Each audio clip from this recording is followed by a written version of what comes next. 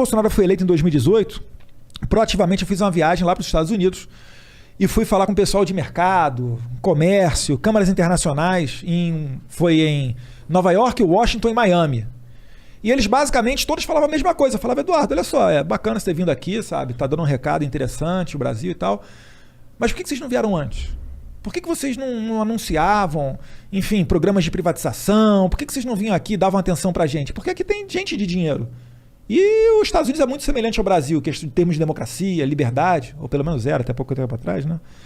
E, enfim, era uma crítica que eles faziam. Por que era? O que se perdeu? Não peguei isso. É que, cara, na verdade, virava-se as costas. O pessoal puto de esquerda... porque prenderam o Daniel Silveira. É foda, né? Mas, enfim, voltando ao tema. Porque virava as costas para os Estados Unidos e privilegiava a relação com a China, o que não está errado. A China tem muita oportunidade para ser aproveitada. Só que a China, por quê? Porque a China é liderada pelo Partido Comunista. Assim como privilegiava com a Venezuela, por quê? Porque é o Maduro bolivariano. Assim como era com Cuba, por causa dos irmãos Raul e Fidel Castro. E mas assim o seu argumento é que seria que o Brasil tem que ter uma relação institucional com esse país, não por ideologia. Sim. Mas tem que ter com institucional com a China. Não dá para você fechar a cara para a China. Claro. Não, a China... 80% da soja que a gente exporta vai para a China. E deve ser difícil, né? Porque, imagino, a China realmente tem uns problemas no sentido que eles têm um governo ditatorial. Não é democracia, não é o que a gente está acostumado. Então, eu, como cidadão, como cara leigo, eu fico meio preocupado com a China crescendo muito, porque enquanto ela é um parceiro comercial e está aumentando o nosso mercado, eu acho ótimo. Mas a partir do momento que ela quer exportar um pouco da cultura deles no sentido de autoritarismo e dessas coisas, aí eu já não acho tão legal, entendeu? E isso me preocupa um pouco. Será que eles estão nessa vibe? Cara, eu não confio em ninguém com poder absoluto.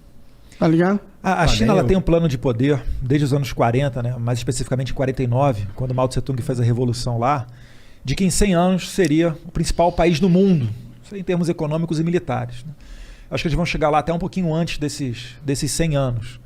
E, na verdade, assim, é o que eu falei, ali tem grandes oportunidades. Tem que ter uma relação institucional com eles. É um país de, quase 1,5 bilhão de habitantes. A gente é um país aqui que, sensacional no agro, então para nós interessa vender para eles.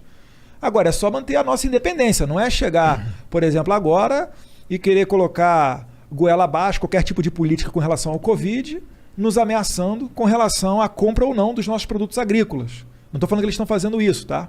Mas é o tipo de coisa que não é interessante para nós. Se você tem uma loja e você só tem uma pessoa para vender o seu produto, essa pessoa amanhã pode virar para você e falar, Igor, é o seguinte... Só eu compro esse teu produto aí. Reduz pela metade. Tu fala, não. Não. Beleza, vou parar de comprar. Entendeu? Assim como era interessante você no mercado de ações investir numa ação só, no mercado mundial, que se joga esse jogo da geopolítica, não é interessante você ter só um comprador ou só um vendedor. Com certeza. Então o nosso trabalho é diversificar. É ter comércio com a China, com os Estados Unidos, com a União Europeia, com os árabes, com Israel. Enfim, é fazer aquilo que tem lógica de mercado e não fazer o que tem lógica de ideologia. Pô, o Brasil, a gente perdeu quase $1 bilhão para construir um porto em Cuba que não produz nada, não é hub de nada, o Porto de Mariel em Cuba. A gente gastou, mais de 15 bi de real mole em Abreu e Lima, que não refina nada. E olha o problema que a gente está vivendo hoje com a Petrobras.